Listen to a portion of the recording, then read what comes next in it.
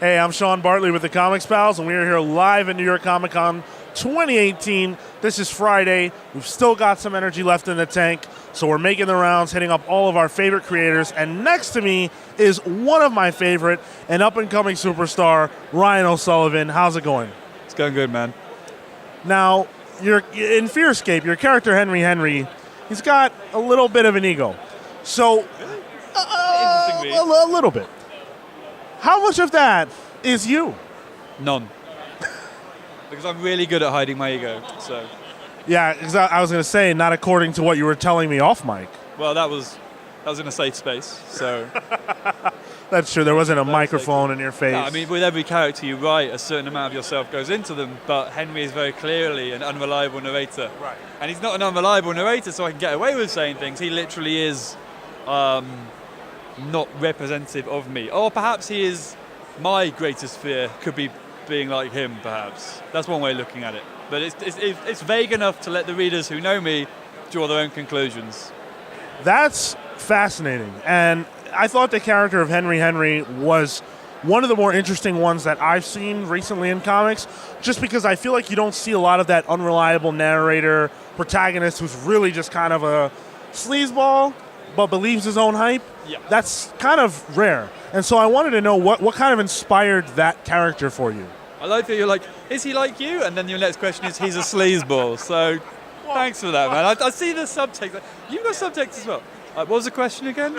I got immediately offended, so clearly I have got an ego. But what was the question? The question what was the inspiration for Henry? Yeah. I'm not entirely sure, because that's almost like, where do you get your ideas from? And that's the question we always struggle with. I read a lot of literature, and that's a big influence on the comics I write. And I really like the sort of 19th century novels by like Dumas or Victor Hugo, where it starts like Dear Reader. Right. And I thought, well, this guy thinks he is one of them, but he's not. He's more like your typical unreliable authors who say stuff that is just...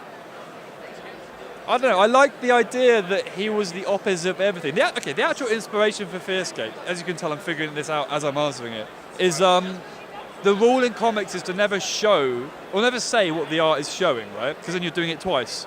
And I thought, fuck that, I'll do that over and over and over and over, like over and above what you didn't usually expect. So Henry naturally morphed from that. He was every bad writer habit stuck into a character. So he, even to the point where it's like, you should never say what's happening in the art, in the narration. He literally doesn't. He contradicts it. He covers up what he doesn't agree with. There's even a few panels that he completely fills with white, because he's got control of the white sort of panel board, the narration boxes, sorry. So yeah, the inspiration from Henry was bad practice. And I think as a writer, a relatively new writer myself, I'm always worrying that, have I done this right? Have I done this right? I'm like, well, if I make a character who does everything wrong, that's less to worry about. Of course it isn't, because then it becomes performative, and that opens up a whole new can of worms. But it was a lot harder to write than Void Trip, but I thought it was going to be a lot easier. Interesting. So Fearscape actually starts with one of the best first pages I've ever seen. And I think That's great. I really appreciated the way that you kind of introduce what is definitely a theme throughout the book, and I would imagine will be a theme going forward, which is kind of like expect the unexpected and expect this to be a deconstruction on some level of the medium itself. Yeah. The obvious point is that you kind of come at the grid, the 9-panel grid, layout. That's fair, yeah. And I wanted to know what inspired you to kind of do that. I want to make the point that you make such an interesting statement about how people are more focused on it as a thing that's this, incredibly cool thing that has so much meaning, but your question is, what is the meaning behind it? It's appreciating the symbol rather than the thing. Right. You like the sign, but you're not paying attention to what it's pointed towards. That's Henry's thoughts. Those aren't mine. I actually genuinely quite like the 9-panel grid. Spoilers, but the inspiration behind that was, well, first of all, to be antagonistic, to hook readers in. Right. The prison rules. You want to get known in the prison yard, you go in and shank the biggest guy. I stepped up and I shanked Watchmen. That was the idea. But at the same time, the entire point of that is Henry's character. So, yes, the story does deconstruct, but you can't do like 5-10 issues of that. It gets old, it gets boring, you run out of gimmicks.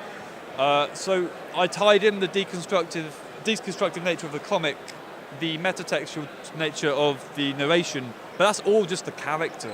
That's Henry. That's what he's about. There is, despite his best efforts, there is a heartfelt story happening underneath. Sure. A lot of it's repressed in the first issue, but as the story continues, you find out why he is the way he is. And my hope with this book is that people will start out finding him amusing, or at least entertaining. They might hate him, but who knows? And then as the story progresses, you definitely end up hating him. And when it ends, you kind of get why he is the way he is. So yes, there's deconstruction, and it's a bit of a red herring, because people will focus so much on that, because he's saying a lot of things that a lot of critics such as yourselves find interesting. The idea of, what, is 9-panel grid overused? Do people use it as a shorthand for being, comic sort of big dogs, right? But then again, well, no, because these guys are really talented at writing, and it's a tool. It's a tool like anything. But I like the idea that I could distract readers with this angry rhetoric from the story that's actually going on. So yeah, in that regard, me and Henry are the same. I'm distracting the reader in the same way. But he's an unreliable narrator, and I'm not. Honest. Now I think I have to question that. I think the story has now become the interview as well. Like, it's very metatextual. It's beyond the page. No, I mean, you can't do an unreliable narrator like Henry if the author behind him is also unreliable. The whole point is that me and the reader and I, have got a connection with Henry in the middle trying to fuck it up. So. That's a very interesting way to put that. And I can tell you put a lot of thought into this. Yeah, and I think Fearscape was the first book I did where I thought, trust the reader. Like, the readers are really smart. And that's not a glib statement. Like, when I made it, I showed it to a bunch of people, and they were like, well, will people get this? Turns out loads have. Like, the book had more hype than anything else I've done. It sold out in the first week, which was incredible. And yeah, if there's anyone who writes comics that's listening, I would say don't dumb it down, don't go for the lowest common denominator, don't go for the top 10% of readers, but aim for people who... Your readers are probably smarter than you, unless they're comic reviewers. No, I'm joking. I'm not joking. Yeah, unreliable, again. So we reviewed Fearscape #1 on our podcast, the Comics Pals podcast, and a majority of us really loved it. One individual in particular wasn't such a fan of Fearscape #1. Well, when you tweeted about it, you said that we love it, it's great, and I listened, I was like, okay, here's some praise to swell my ego. You lured me in. Oh. You are unreliable critics. Oh. You're the same. No. I loved it. Marco loved it. Yeah. Pete loved it. Phil, on the other hand, Phil... Get in. Yeah, come in here, Phil. Come in here. I want you and Ryan to hash this out right now. You criticized Ryan's book, Fearscape #1, on the podcast. Ryan, what do you have to say to him? He's just really good at satire. Needs work. This is pay-per-view. You're not getting this for free. All right. All right, Phil, get out of here. But in all seriousness, I think Fearscape is a refreshing book because, like you said, it does sort of challenge the reader. It's very different than a lot of things that are on the stands right now. And I'm appreciative of any time that a creator, whoever it is, tries to do something that's not on the stands for whatever the reason is. And so I really just appreciate that. And I can't wait to see where we go with the book going forward. I'm excited to see what you guys think of it. Yeah, absolutely.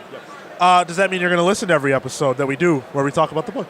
No, because you said nice things now. So you'll either keep on saying nice things so I don't have to listen, or you'll start saying bad things and that will upset me. So I'll just ignore you. Again, Henry. It's in there. I see it. No comment. So I wanted to talk a little bit about Void Trip. Because the first time that we actually had you on the show, you were in promo for Void Trip and everything, yes. And now the book is complete. I think one of the things that people really grabbed onto with Void Trip is, again, like Fearscape, but in a different way, it's very sort of different than everything else. It asks interesting, tough, complex questions that you're sort of left to grapple with.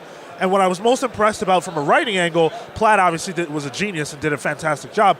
But what I was most impressed about from a writing angle was the fact that you don't leave us with an answer necessarily. Yeah. It's sort of up to you. It's sort of up to the reader to interpret that for themselves. Was that purposeful? Was that something that you really wanted to make sure that you did? Yeah, because this guy here, the villain, we deliberately didn't give him a name. Right. And I know you guys all have your theories. Some people think he's a robot. Some people think he's a force of nature, that he's representative of the patriarchy, perhaps. Or maybe he's the old God Testament. Maybe he's the demiurge. Like, I wanted it to be vague enough to readers to have their own imprint on it. Because got distracted then. Yeah, I mean, it was deliberately ambiguous, and it was from the start. Because we're essentially saying that he represents the old ways. We call him the Great White in the script. The idea is he's the reverse Moby Dick. He's chasing the characters. Because, no longer are these two fruit-addled hippies, no longer are they like trying to pursue typical human goals, right? So he is representative of the old world that they're no longer interested in, but that won't let go of them because he still wants dominion over them. So the ambiguous ending was to do with his identity being unclear deliberately. So at the end, when the narrator is talking to the three robot children that are listening to the story, they're like, did it mean this? Did it mean this? It's like, why are human stories always so vague? Because I like the idea of robots inheriting the next generation of story. And in terms of, did the ending happen the way it did? Why did Anna do what she did? Why did she opt out? If I can say that without spoiling. That's up to the reader, because the whole point of Void Trip is to answer the question, or to at least I did a philosophy degree, and what I learned was that questions are more important than answers, right? So if it makes people question how they can find freedom in a world that a universe by its very nature that limits our freedoms, that is something I'm interested in exploring still. And I think I was hoping people would end the book thinking, I've got to figure this out for myself now. And it is different from a lot of comics out there, because, a lot of comics are very, they tell the reader what to think. Either from like a preachy polemical stance or from an overly expositional stance. And that's understandable, because people want, to a lot of people, comics is junk food literature almost sometimes, I guess. I mean, it draws people who want to just enjoy easy escapism. And this was a story all about escapism, because they're literally escaping into space, which then undermines itself by being, essentially my neurosis is in all of these books. So, I think that's. I can't say too much about an ambiguous ending, because then I would defeat the purpose of it. And I think if people start hearing how I think, and then eventually they'll know how I write by reading a bunch of my books, they might be like, oh, that's what it meant, cool. So, yeah. Like me and Klaus, the illustrator on the book, we don't have the same opinion on who this guy is. So, yeah. Did you both come to that conclusion separately, or did it come from the conversations that you were having as you constructed the story? What do you mean? His identity? Yeah. I think it's more that we had different takes on the story as it was happening. I'm very plot heavy, so I'm very I do full scripts, and I decide like exactly what the stages are. We collaborate, but I can't do open scripts. And Klaus liked to add an extra layer of, because comics is such an economical medium, he liked to add a lot of sort of background metaphor and stuff. And then he'd start building his own sort of visual narrative in the background that we didn't have nothing to do with the story, but it was not in the scripts. So then the two of us had these two stories that were happening simultaneously almost. And it's my hope that when readers read it, they also pull from both and construct it themselves. So in a lot of ways, actually now I'm thinking about it, in a lot of ways, it's kind of similar to Fearscape, where Fearscape's got so much stuff layered in the hope that readers will pick up on one or two things and feel like connected to the story. Fearscape was the first version of that. That's interesting, I never realised that. I love that you're coming to all these. It's now a therapy session, so thank you. I love that you're coming to all these revelations throughout this interview. With Void Trip, in particular, you were speaking about sort of the story behind the story that happens in the background with the characters that Platt creates. One of the things that I found most interesting in following him on Twitter and all over the social media was he would say how important that was to him to add to the story. Was there ever a desire on your part, or did it ever actually factor into the work where he would come up with something or he would do something where you were kind of like, oh, that's really cool, I actually kind of want to develop that further? Yeah, the opening scene where the two characters are stealing gas. Yeah. Originally, we opened, or we were going to open with them on Earth escaping, and Klaus was like, "No, don't explain that, man. Just have them stealing gas, doing something hippie." And I was like, "All right," because I mean, of the two of us, Klaus is a lot more close to the characters. Like he's very much a bohemian, whereas I'm a little bit more of a square. So he was definitely my springboard for ideas. And actually, the idea behind Void Trip was, I think it was Inktober or something like that. Klaus would do warm-up sketches every day when we were doing Turncoat, our first book. And one day he did like this guy in a spacesuit with a hitchhiking sign, just trying to hitchhike through space. And I was like, that's dope. I want to do something like that. Wow. So, and from his sketches, I constructed the story. I went back and forth with him a few times, and he's like, no, consider this, do this, consider this. And there's so much in there we never got to do because it was only 5 issues. We always planned for 5, but I like to make stuff dense. So that's why, like in the 3rd issue, they arrive at spoiler, and it happens soon because there's so much in there. But yeah, it's very collaborative, and the longer I work with Klaus on things, the more it's hard for me to pinpoint who came up with what. That's not a polite way of saying he comes up with stuff and I do nothing. That we literally, it's a 50-50 thing. And yeah, it's true collaboration, absolutely. Can we expect more from you guys as a team? Yeah, I mean, we've been working on a few projects that haven't lifted off the ground because we're getting a little bit more particular about what we want to do. Like we were going to try and pitch a few more like short things like Voyage Trip and Turncoat. But then we're like, no, we want to do like a long thing, like 18 issue length. And we want to stretch our new narrative, like, you know, we've done the minis, now we want to do something a lot longer. So it's taking us, unfortunately, a little bit longer to really, because as I said to you, I like hashing stuff out. I'm a heavy plotter, I'm a heavy with the scripts. So yeah, I think, there's definitely something coming, but it's just taking us longer to make because the scope of the project's so much larger. And I'm not sure where we put it. I'd like to say Image, but it depends on where's best for it. But probably Image because they're really fucking dope. They really are. We are actually huge fans of Image at the Comics Pal. So with Fearscape now being out, issue 1's out, obviously we've got more coming. Are you just kind of focused on Fearscape right now, and then whatever you're working on with Plaid is just something for down the road? Or is there something in between that we can expect? So what's next for you? So, yeah, I'm doing... Fearscape's taking up a lot of my focus right now. But I'm also working on a thing with Klaus. Something else I can't talk about. Something else I can't talk about. So, yeah, let's just go with Fearscape, man. Yeah, it's taken up a lot of my attention. And I can write a lot of books a month. But I'm at my best when I'm focusing on one thing at a time.